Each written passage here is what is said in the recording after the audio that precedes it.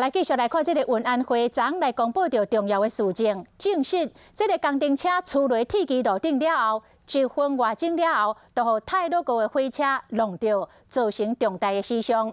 为这个火车的车头的监视器，甲这个火车监控的系统，会当证明这个司机员当时已经是尽全力在动车咯。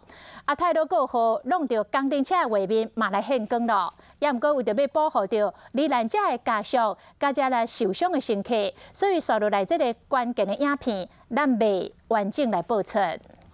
隧道从在里面出来。敢若几秒钟的画面，太鲁阁号的车头监视器画面随便甲乌麻麻。运安会头一摆甲掌握到的相关事情公开，包括列车的车头监视器，为司机员的角度，随看到事发经过。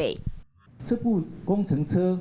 它滑到铁轨上去的时候，离我们太鲁阁号撞到它的时间还有多久？其实就是1分多钟。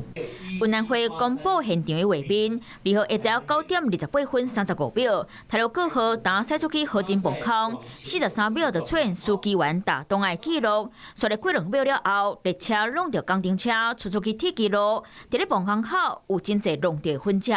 佮來透過工程車的行車記錄器來看，下晝8點49分，工程車就駛到工地，直到9點28分50秒，講10秒鐘的時間，列車就弄到工程車，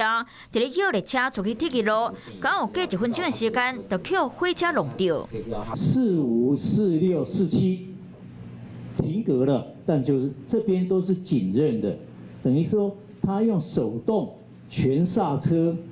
去处理现在太鲁阁它在往前走的一个状态。125就出仁和隧道，允许的速度是130，所以我们的列车都按规定的在行驶。愈来愈侪事情讲工程车当时毋敢若有一台，车载落铁基路的时阵，车头阁有真侪树枝和草啊，真侪基点，运安会会透过更较侪证据来继续调查。